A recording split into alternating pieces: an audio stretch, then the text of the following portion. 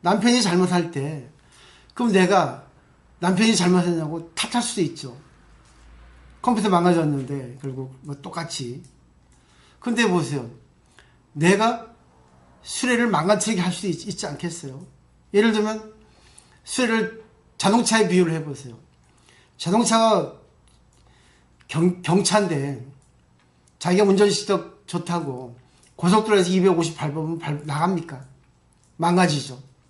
그죠? 그 성능이 있는데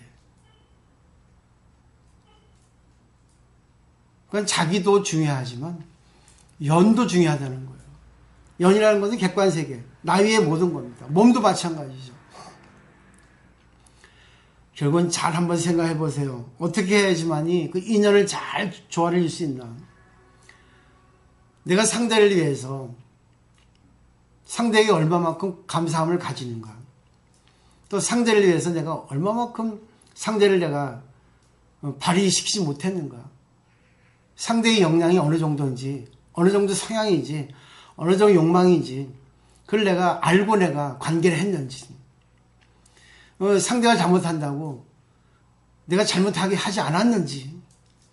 그게 바로 오늘의 내용이란 얘기죠. 내가 부처님이라면, 부처님 자식이니까, 부처는 될 수 없어요. 부처는 우주니까. 근데 우주라는 것이 어떤 것인 줄 알면, 시간 공간이 우주잖아요. 영원한. 그러면 시간 공간만 잘 사용하면 결국 그 순간 그때 만난 사람을 내가 관계 잘하면, 어떨 때는 내가 맞춰주기도 하고 어떨 때는 내가 내 쪽으로 끌고 올 수도 있고, 이 조화를 이룰 때 오늘의 내용 아닐까 하는 생각을 해봐요. 어렵지 않아요. 불교는. 깨달음이라는 것은요 쉬워요. 아니 다 알고 있는 내용들이요. 세상을 이렇게 살아가야 된다는 거 알아요. 근데 안 되잖아요. 왜? 자기 자신에 대한 확신이 없기 때문에 그래요. 불교의 가장 기본은 자기가 부처의 자식이라고 믿는 겁니다. 내가 부처라면 어떻게 할까? 근데 이것이 부처라고 알아도 있잖아요. 상대가, 수레가 망가져가지고 소리를 낼 때가 있습니다. 그러면 그거를 내가 그냥 버려야 할 때도 있고, 그걸 때려야 할 때도 있고. 그렇기 때문에 깨달은 사람이라 하더라도 화를 낼 때도 있어요. 깨달은 사람이라 하더라도 상대하고 문제가 일어날 수 있습니다. 그것이 바로 뭔지 아세요? 인연이에요. 그 인연을 보면 부처님이 보입니다. 불교는 아름답게 살라는 게 아니에요. 네가 그때 인연을 잘 보고 네가 상대를 가지고 충격을 주더라도 괜찮다. 왜? 그래야지만이 내가 맞다고 생각할 때는 상대를 계속 매도해라. 그 순간은 그 자리가 안 좋을지 모르지만 상대방은 그 시간이 지나면 깨달아요. 아 진짜 그 고마운데 못 깨달아도 괜찮아요. 언젠가는 깨닫게 돼 있어요.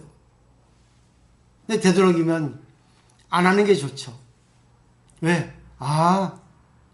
내가 저 사람하고 관계에서 이런 안 좋은 현상이 생겼는데 그것은 내가 저 사람에게 그렇게 하게끔 인연을 맺었구나.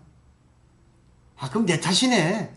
상대의 어떤 수준을 모르고 내가 상대한테 이렇게 저렇게 했기 때문에 상대가 저렇게 나온 거 아니야? 이 생각하면 또 공부되잖아요. 그렇지만 또 어떤 때는 과감하게 뭡니까? 질러버려야 지를 때는. 하면 안 돼 하고 그만 오지마 하고. 어느 게 정답인지 그건 몰라요. 그때그때 따라서요. 그때그때 따라서. 불교는 자등명 법등미라는 거. 자기를 의지하고 법을 의지하고, 그 법이라는 것은 자기가 지금까지 배워온 모든 겁니다. 이럴 때는 내가 이렇게 해야지만 좋았어. 아니 한 단계 더 나아가면 이렇게 하면 소리가 안 나고 편한데 저 사람을 위해서는 내가 한번 충격을 줘야 되지 않겠나. 자기 남편이라면, 자기 자식이라면 한 번쯤은 때릴 수 있잖아요. 그죠? 그래야지만 이 자식이, 남편이 이래서는 안 되는구나. 이게 마지노선이구나. 아, 그럼 나도 조심해야겠다. 순간은 승질 나죠. 왜? 지가 대대하니까. 그렇지만 사람이 한번 아픔을 당하면 그 다음에는 안 하게 돼 있어요. 조심합니다. 왜? 한번 아픈 경험을 겪었기 때문에 그 다음에는 거기 안 하려고 해요. 이게 공부잖아요. 이게. 어느 것이 맞는지 틀린지. 마지막 정리예요. 자, 내가 소가 끄는 수레를 타고 갑니다. 내가 잘 운전할 수도 있지만 수레가 잘못될 수도 있어요. 근데 내가 뭐 수레가 가지 않을 때, 그러니까 인연이 잘 안 어우러졌을 때 내 탓만 해도 됩니까? 안 되죠. 내 탓만 한다고 수레가 갑니까? 안 갑니다. 결국은 내가 어떻게 받아들여야 하는가 하는 것이 먼저 전제입니다. 근데 이 사건을 통해서 내가 어떻게 볼까? 나하고 저 사람의 관계가 지금까지 어떻게 됐을까? 왜 이런 현상이 나타날까? 먼저 나에게 돌리는 거죠. 그게 바로 내가 부처님 자식이니까, 내가 부처님 자식이라면 이 사건을 어떻게 받아들여야 될까? 여러 관점에서 받아들여야 돼요. 제가 처음에 그랬잖아요. 양해보살 네가 컴퓨터 쓰고 나서 망가졌어. 네 탓이야. 망가뜨렸잖아 너. 어쩜 그렇게 썼냐. 참. 그 순간 제가 보세요. 아이고 이 중생아. 또 바로 현상에 걸려가지고 남 탓하고 있다. 양해보살이 뭐 나쁜 사람인가? 컴퓨터 망가뜨리려고 쓰나? 잘 쓰다 보니까 인연이 맞아가지고 컴퓨터가 망가진 거지. 컴퓨터 망가진 걸 통해가지고, 아니 문제가 생긴 걸 통해가지고 또 하나 깨달았잖아요. 모든 것은 인연이라고. 원인이 없어요. 그죠? 이렇게 돼야지만이 이 딜레마에 안 빠져요. 너무 이쁘게 살라 하지 마세요. 이쁘게 살라 하다 보니까 이쁘게 살 수 없으니까 거기서 이때 뭐예요? 딜레마에 빠지는 겁니다. 아, 이뻐해야 되는데, 아, 이렇게 하면 안 되는데. 그 다음에 그 더 뭐예요? 우울증 걸리는 거예요. 거기서 정신 착락증이 생겨요. 안 될 때는 과감하게 욕해버려요. 안 될 때 미안해버리고 하는 거예요. 내가 아무리 잘나도 있지 않습니까? 연이 도와주지 않으면 안 됩니다. 내가 아무리 잘나도, 아무리 못나도 연이 도와주면 성공해요. 그래서 부처님이라는 것은 양족전이라 하잖아요. 두 가지가 구족된 존귀한 사람이에요. 두 가지가 뭔지 아세요? 지혜, 복덕이에요. 지혜는 여러분 다 알고 계실 거예요. 세상에는 어떻게 해야지만이 참 사건을 잘 해결할 수 있어. 다 압니다. 근데 안 되는 이유는 뭐겠어요? 자기 중심 때문에 그래요. 항상 모든 걸 자기 웨이트, 자기 중심으로 생각하기 때문에 지혜가 안 생깁니다. 알고 있어요. 근데 항상 자기가 해결해야 된다고 착각하거든. 당신이 해결하려 하더라도 안 될 경우가 너무 많아요. 그래서 또 하나가 복덕이에요. 전생에 내가 얼마만큼 남을 위해서 살아왔는가, 남에게 베풀었는가 하는 것이 있어야만이 부처님이라는 겁니다. 자, 그럼 이 세상에 어떤 문제가 많이 생기는 거는 전생에 복덕이 없었던 거예요. 그래서 저는 전생에 복덕을 지지 않았죠. 전생에 너무 자기 중심으로 살아왔던 거예요. 그래서 항상 보면은 잘 하는데도 도와준 사람이 많지 않죠. 근데 저는 또 반어적으로 생각해요. 아니다. 이제 복덕을 짓지 않냐. 상대방으로 하여금 충격을 줘서 상대방의 마음속에 있는 불성을 꺼내주지 않나. 순간은 자존심 때문에 나오지 않지만 틀림없이 집에 가면 생각할 거거든요. 맞아. 맞는데 또 열받아요. 자아 때문에. 맞는데 또 열받아요. 자아 때문에. 아, 맞아. 열받아. 맞아. 열받아. 계속 반복해야 돼요. 그러다 보면 그게 이제 습관이 돼가지고 조절이 됩니다. 되겠죠? 그렇게 해오셨잖아요. 우리가 지금까지 자기 인연에 의해서 공부도 하고 자기 부모도 그렇고 모든 것이 전부 인연이지 않습니까?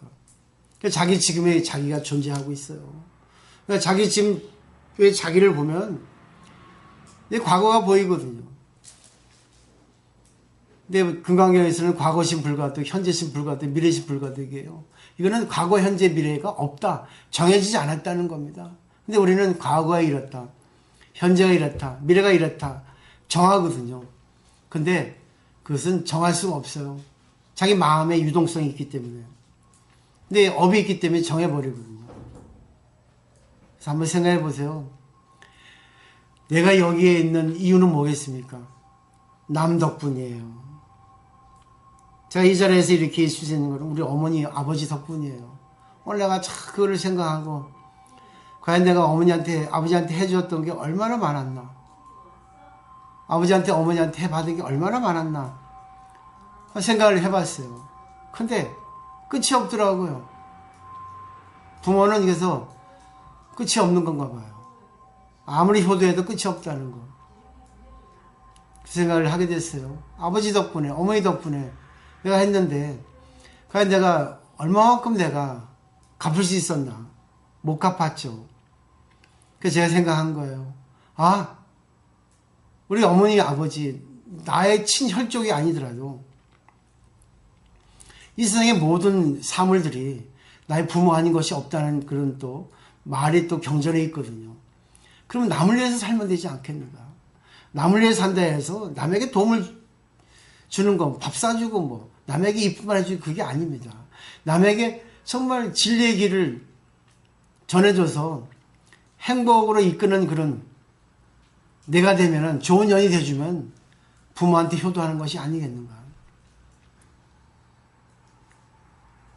그러니까 진리의 안목을 열어주는 거죠.